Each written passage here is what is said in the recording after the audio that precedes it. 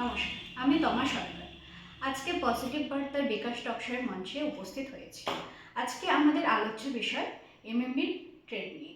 আর সেই আলোচ্য বিষয় নিয়ে আলোচনা করবেন আমাদের সঙ্গে অতিথি হিসাবে আছে অরূপ স্যার।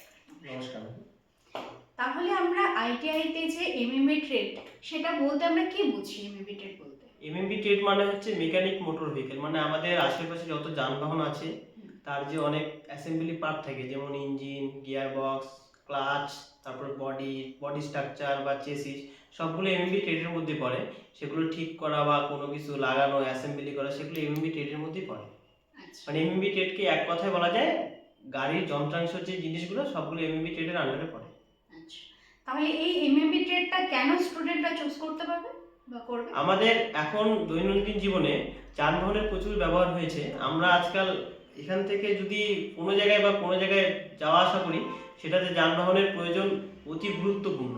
সেই ক্ষেত্রে আমাদের কি হবে, যখন আমাদের যানবাহনের পরিমাণ বাড়বে, আরও আমাদের যানবাহন ঠিক করার চাহিদা বাড়বে, তখন আমাদের ঠিক করা বা ম্যানুফ্যাকচারিং করা, বানানো নতুন।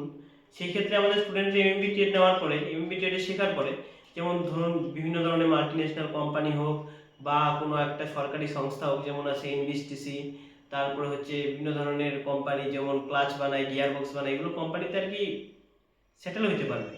আচ্ছা, তাহলে এমএমবি ট্রেড পড়লে ওদের ভবিষ্যতে কি করতে পারবে? ভবিষ্যৎ কিরকম হবে? ওদের ভবিষ্যৎ হবে যেমন বিভিন্ন ধরনের মাল্টিন্যাশনাল প্রাইভেট কোম্পানি আছে, তারপরে বিভিন্ন ধরনের সরকারি চাকরি, যেমন অ্যাসিস্ট্যান্ট লোকো পাইলট রেলওয়েতে, তারপরে হচ্ছে টেকনিশিয়ান, তারপরে হচ্ছে বিভিন্ন ধরনের মানে টেকনিক্যাল লাইনের জব আছে, তারপরে এমএনসি কোম্পানিতে জব আছে। ধরুন একটা কোম্পানি, গাড়ির কোম্পানি, যেরকম টাটা কোম্পানি আছে, মহিন্দ্রা আছে, এরকম নানা কোম্পানিতে ঢুকতে পারবে স্টুডেন্টরা। সেই ক্ষেত্রে স্টুডেন্টের ভবিষ্যৎ উজ্জ্বল হবে। তারপর স্টুডেন্টরা বিভিন্ন ধরনের কোম্পানি ছেড়ে বা বিভিন্ন নিজের পার্সোনাল একটা কোম্পানি খুললো, সেটাও করতে পারে।